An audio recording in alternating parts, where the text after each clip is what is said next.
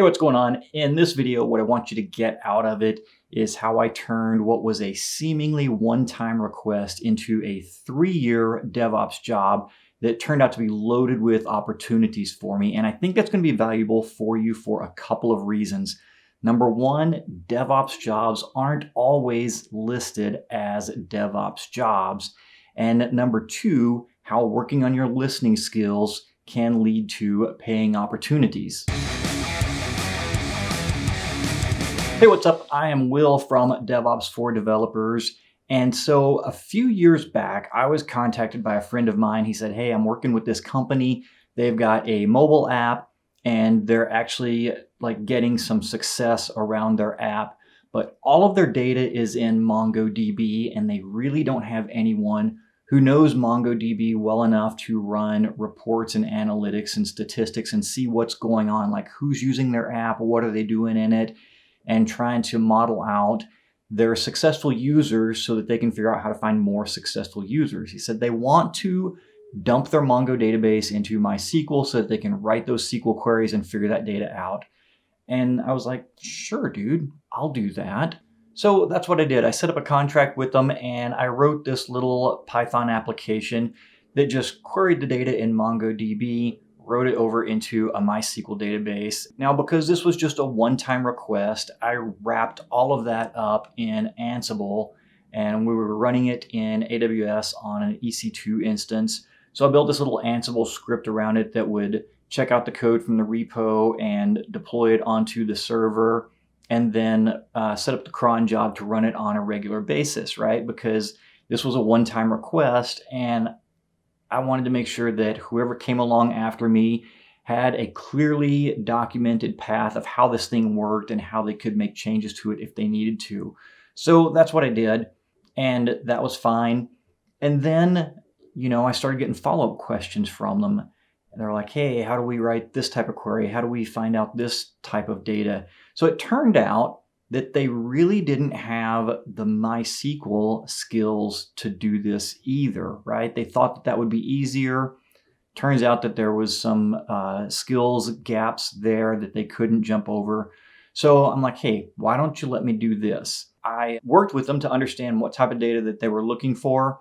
And I wrote another little Python script that would pull that data out of the database, and then it would just send a Slack message. They use Slack for their internal communications, so this thing would run in the middle of the night, send a Slack message to this group chat that they had going on for the people who needed that information. So every morning when they got up, there was this message from this little automated application or automated script that showed them the performance and the sales metrics from the day prior to that. That worked out really well for them, and as you might expect, that actually led to more questions. So they were like, oh, we see this is going on. Well, what happens next? So that led to more little queries that would produce a data set, send that to them over via Slack, and really working closely with them to understand the usage behavior of the people using their app.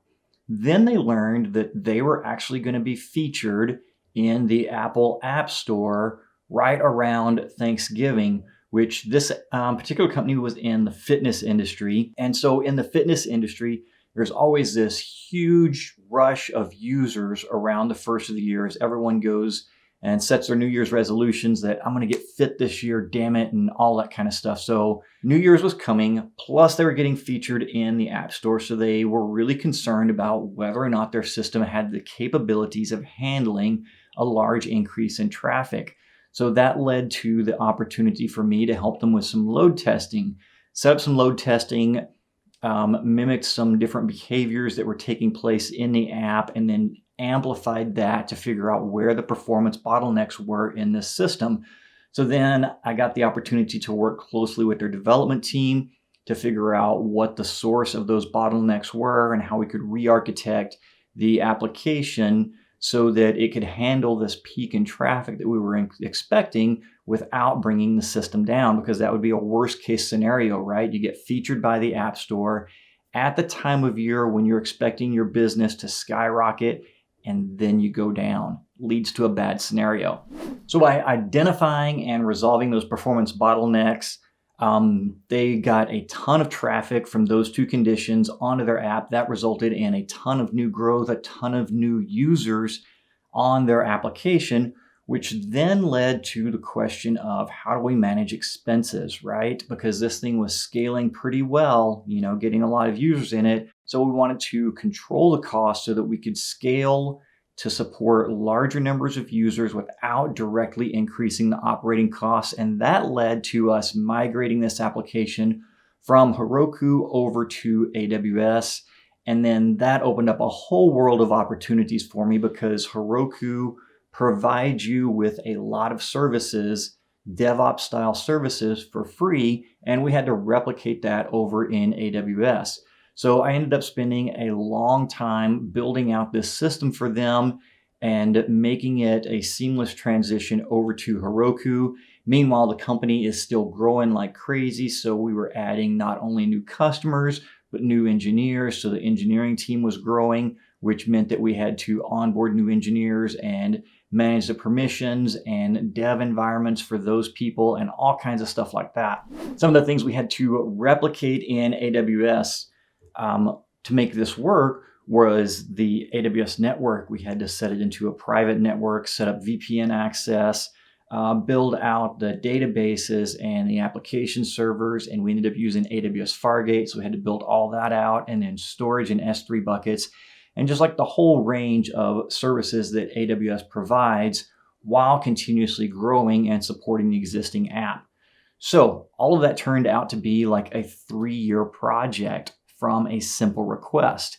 And that's really what I want to highlight in this video, is that companies like that present a great opportunity for someone who's wanting to get into DevOps, and find a way that they can learn and build their skills alongside someone who's discovering what their needs are.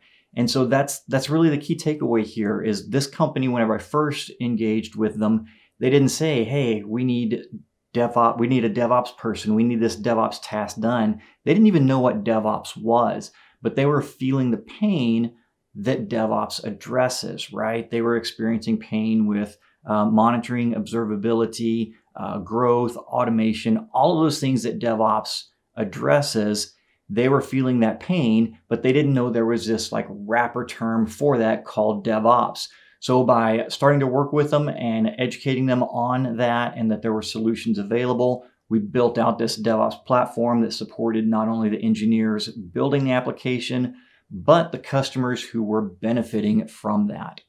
So remember, as you're talking with people, that a lot of times DevOps jobs aren't listed as DevOps jobs. And by practicing your listening skills and building your network and talking with more people, you'll uncover those opportunities that will actually turn out to be gold mines for you and your career. So if you enjoyed this video, I think you might like another video I created on 11 DevOps projects to build your DevOps portfolio. I go through 11 different things that you can do on your own to start building those DevOps skills and not only learn the tools of the trade, but also increase your level of confidence to go out there and start digging into those DevOps jobs. Thanks for watching, and I'll see y'all in the next video.